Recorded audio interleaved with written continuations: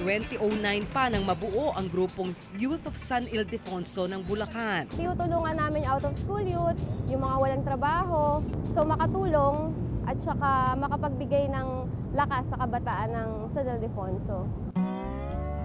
Sa pagkakataong ito, bibisitahin nila sina Tatay Boy at Tatay Cipriano.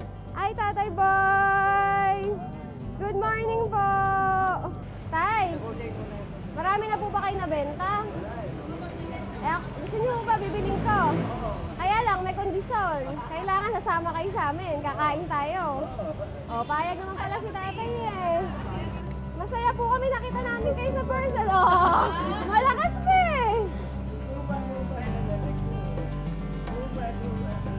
Hindi yan, nababasag. Si Tatay lang may galon. O.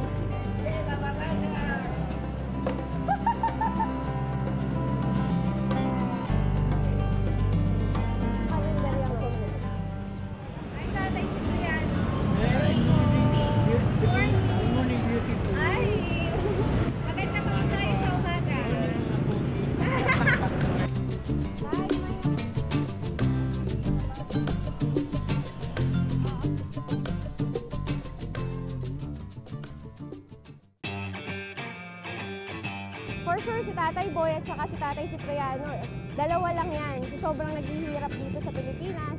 Pero alam natin na merong pinapanood sa akin yon dahil may dahilan.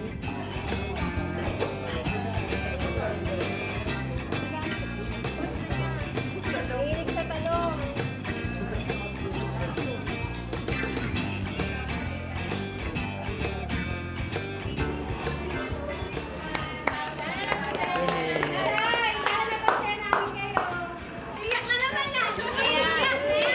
Hindi po yung sinabi niya na madalang daw po sa mga kain ng mga ganitong pagkain.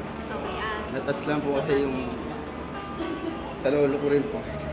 Last 6 months or 7 nung nawala.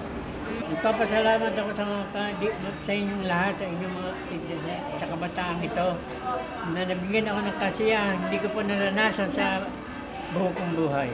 Ako, masarap. Kailan tayo babalik?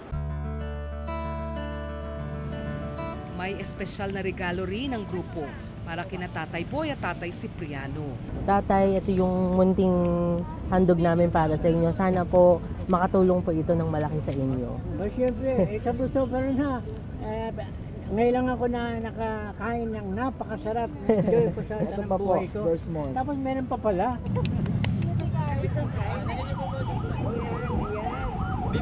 Kasa kaya? Sana kasa. Pakita natin. Sana kasa siya. Yung t-shirt. Dami pa yan oh. Sinelas mo, palitan mo na yan ha. Oh, wait ka pa. Ayan, kasang kasa.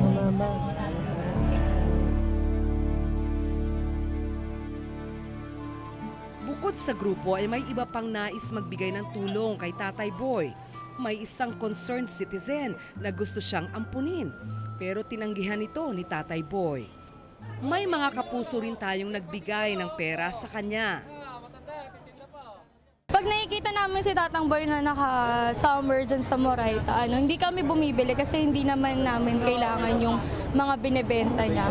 So ginagawa namin, binibigyan lang namin siya pag may sobra kami, pag pauwi na kami, gano'n. Binibigyan namin siya noon, 200 ata yun. Tapos sabi niya, bumili na lang kayo kaysa inyo. Yun. Bumili na lang kami sa kanya. Kasi ayun, dun, sanudo ako sa kanya, hindi kahit nahihirapan siya, ayaw niya nang hihingi. Mga estudyante, binibigyan siya, kahit nang hindi bumibili ng blanggana, basta binibigyan na lang siya. Binibigyan siyang pagkain. Sinubukan naman naming tuntunin ang kinaroroonan ng mga anak ni Tatay Cipriano, pero naging mailap sila. Sinubukan rin naming dalhin sa Home for the Aged sina Tatay Boy at Tatay Cipriano. Pero tumanggi sila. Mas gusto raw nilang manatili sa lansangan. Bahala sila. Basta hindi ako sasama. Kahit anong mangyari. Never, never.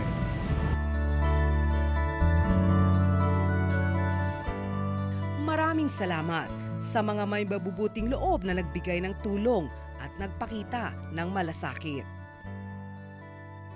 umaasa kami na sa mga nalalabing taon ng buhay ni na Tatay Boy at Tatay Cipriano ay hindi na nila kailangan pang magbanat ng buto at magpalaboy-laboy sa kalsada.